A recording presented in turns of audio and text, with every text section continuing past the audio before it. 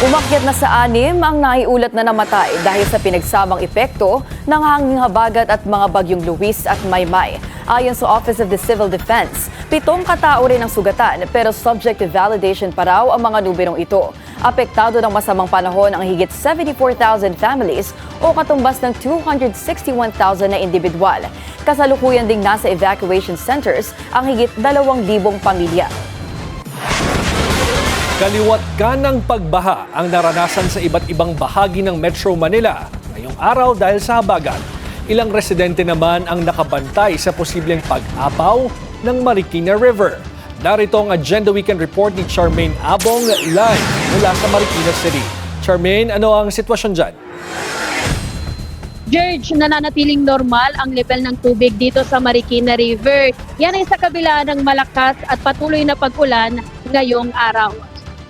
Sa pagmamonitor natin kanina, hanggang sa mga oras na ito, umabot sa 14 meters ang taas ng tubig dito sa ilog. Bilang pag-iingat, una nang inanunsyo ng Marikina City Local Government Unit ang suspensyon ng face-to-face at online classes sa lahat ng antas sa mga pampubliko at pribadong paaralan dito sa lungsod. Samantala, pasado alas 2 ng hapon kanina ay itinaas ng Pag-asa sa red rainfall warning ang Metro Manila dahil sa epekto ng habagat. Sa Maynila, umabot sa gutter deep ang baha sa kabaan ng Taft Avenue at sa ilang bahagi ng Tayuman at Ayala Boulevard. Gutter deep na baha rin ang naitala sa Sucat, Parañaque, gayon din sa Barangay Zapote sa Las Piñas. Sa Quezon City naman, abot pulo ang baha sa Barangay Tatalon, habang umabot naman hanggang bewang ang baha sa Barangay Del Monte at sa Doña Imelda.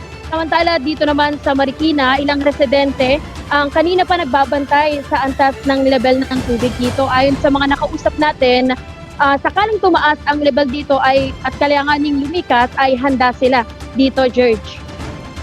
Okay, maraming salamat sa ulat na yan, Charmaine Abong, na nag-uulat ng live mula sa Marikina City. Mag-ingat kayo dyan.